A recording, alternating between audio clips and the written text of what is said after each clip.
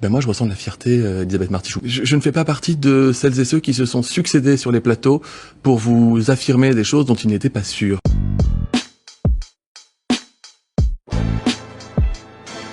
Pas besoin de vérifier que la France soit prête.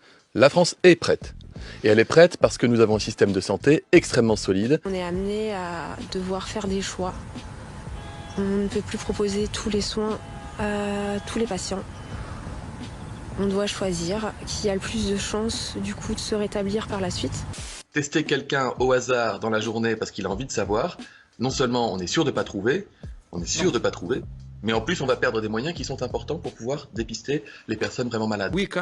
Nous ne pouvons pas arrêter cette pandémie si nous ne savons pas qui est infecté. Nous avons un message simple à tous les pays. Tester, tester, tester. En fait, hélas, il a l'air assez résistant à la chaleur et au beau jour, ce virus, de ce qu'on en sait. Mauvaise nouvelle. Mais en réalité, vous savez, ce qui fait que la grippe s'arrête au printemps, c'est pas la chaleur, c'est qu'en fait, au printemps, qu'est-ce qui se passe? On ouvre les fenêtres, on ouvre les portes, on n'est plus confiné dans des lieux, on va dehors. Et donc, c'est le confinement qui provoque la circulation du virus. Ce qui est important, c'est que les gens soient confinés chez eux. Mais encore une fois, il y va de la vie des Français, de la santé de nos concitoyens. J'ai indiqué hier qu'une étude anglaise montrait que toutes les 10 minutes de confinement, nous sauvons une vie dans notre pays. J'insiste. L'usage du masque en population générale n'est pas recommandé et n'est pas utile. Il ne faut pas en porter. Le masque en population générale peut être une illusion de protection qui peut réduire l'efficacité des gestes barrières. Porter un masque est inutile, c'est ça que vous nous dites? Porter un masque est parfaitement inutile à l'heure à laquelle je vous parle. Aujourd'hui comme demain, et je l'ai déjà dit, une personne asymptomatique qui se rend dans des lieux publics, qui se déplace en transport en commun, n'a pas à porter de masque. Ne portez pas de masque si on ne vous demande pas expressément d'en porter. Le gouvernement dit de pas en porter. On porte pas ce qu'on n'a pas.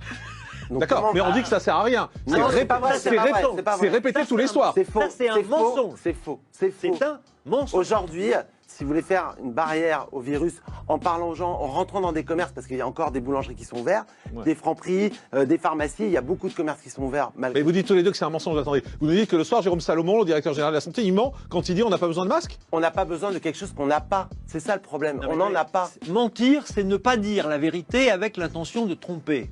Je m'entretenais avec des équipes de chercheurs ce matin encore. Nous ne voulons pas passer à côté de l'occasion de donner et d'identifier un traitement qui marcherait.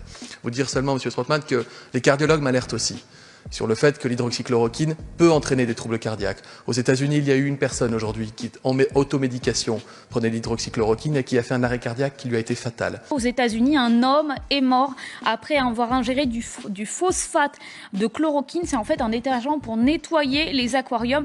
Sa femme a également dû être hospitalisée. La France, c'est le pays des études cliniques. J'en ai cité une tout à l'heure sur la nicotine. Il y en a beaucoup qui sont en cours sur l'hydroxychloroquine. Mais la France n'est pas le seul pays à expérimenter l'hydroxychloroquine. Les États-Unis, d'autres pays européens, et les dernières publications, monsieur le sénateur, que je vous invite à lire, qui ont été publiées et validées, ne sont pas en faveur, hélas, mais clairement pas en faveur de l'utilisation en pratique courante de ce traitement en mono ou en bithérapie associée à l'azithromycine. Mais lisez la publication américaine d'hier, je vous invite à beaucoup de prudence. Encore plus qu'avant. Encore beaucoup. Mais s'il n'y a pas le protocole Dr Howe, il y a un médicament qu'on prend quand on est malade et qui est efficace ou qui ne l'est pas. Après, on peut dessiner ce que c'est qu'un protocole clinique, mais je vous assure qu'un protocole clinique, il répond à des règles universelles de publication scientifique internationale. Comment on peut arriver à faire des fake news dans des journaux comme ceux-là? L'étude du Lancet, c'est une fake news. Mais c'est ce qui est écrit par tous les scientifiques aujourd'hui du monde, puisqu'on demande à ces gens-là leurs données, ils ne les donnent pas.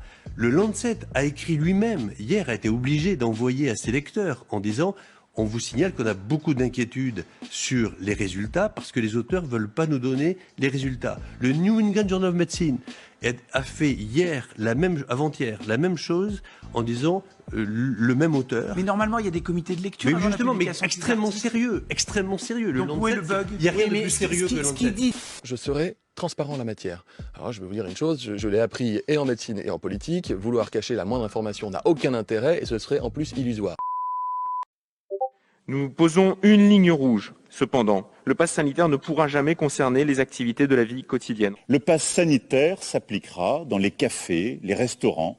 En aucun cas, un pass sanitaire ne sera réclamé pour aller dans un commerce alimentaire ou dans un restaurant. Et je me permets d'insister sur ce point. Les centres commerciaux ainsi que dans les hôpitaux, les maisons de retraite, établissements médico-sociaux.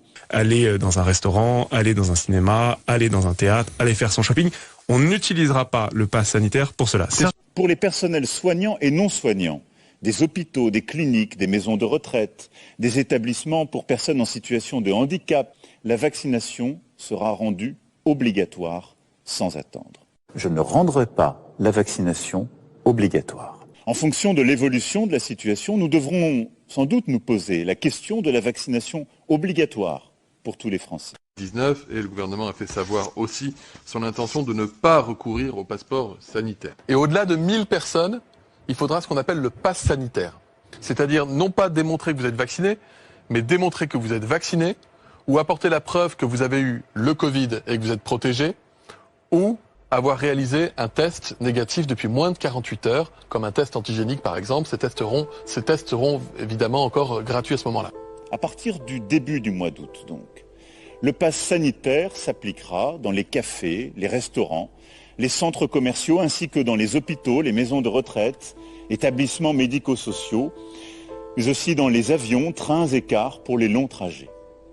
Là encore, seuls les vaccinés et les personnes testées négatives pourront accéder à ces lieux, qu'ils soient d'ailleurs clients, usagers ou salariés. Ce pass sanitaire ne saurait donc être prolongé au-delà de la date du 15 novembre, qui est la date consensuelle entre les députés et les sénateurs réunis en commission mixte paritaire. Le 15 novembre, ce n'est pas si loin, et si nous pouvons nous en passer avant, évidemment, nous le ferons.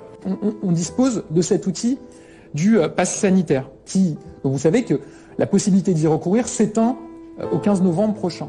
Donc ce que nous voulons, ce que nous allons proposer au Parlement, c'est de maintenir pendant plusieurs mois encore, jusqu'à l'été, la possibilité d'y recourir. C'est ça qui va être proposé dans ce texte de loi. Ensuite, le Conseil d'État va nous remettre un avis, il va y avoir une discussion parlementaire pour échanger sur ce sujet-là.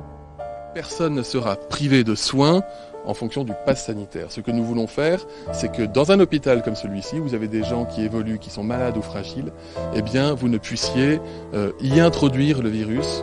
Donc, par tous les moyens, nous voulons faire un sanctuaire, comme les EHPAD d'ailleurs, ou comme les établissements où il y a des personnes qui sont extrêmement fragiles. Nous voulons faire en sorte que, par tous les moyens, le virus ne puisse pas rentrer. Mais jamais nous n'arrêterons de soigner qui que ce soit parce qu'il n'aurait pas de passe sanitaire. Et jamais nous n'empêcherons une famille d'aller voir ses proches en fin de vie ou en situation d'urgence. Évidemment que non. Ce passe sanitaire ne saurait donc être prolongé au-delà de la date du 15 novembre. Le 15 novembre, ce n'est pas si loin. Et si nous pouvons nous en passer avant, évidemment, nous le ferons. Ce pass, vous le savez, ne peut être prolongé au-delà du 15 novembre, sans quoi il nous faudrait un nouveau texte de loi qui serait à nouveau débattu au Parlement. Et je rappelle une chose, le pass sanitaire, il est borné dans le temps. Aujourd'hui, il s'arrête au 15 novembre, donc c'est un moment à passer. Je voudrais le redire, le pass sanitaire, ça permet de garder ouvert des activités, donc c'est un levier de liberté. Et je ne suis pas sûr qu'on puisse s'en passer à partir du 15 novembre. Il faut surtout pas que les Français imaginent que cela entrerait dans le droit commun. C'est pas du tout c'est pas du tout ce qui se passe. C'est vraiment borné et selon la situation sanitaire évidemment, mais en tout cas à l'heure où on se parle au 15 novembre. Je ne dis pas que ça ne peut pas arriver, ça pourrait arriver si le Covid ne disparaissait pas de nos vies dans les 3 prochains mois. Ça n'est pas une guerre courte, c'est une guerre longue. Ça n'est pas un combat de quelques mois, c'est un combat de quelques années. Et donc nous devons être lucides. La crise du Covid, la crise sanitaire, elle est là pour longtemps. Elle va nous demander de la patience, de la détermination, de la lucidité et de la force d'âme.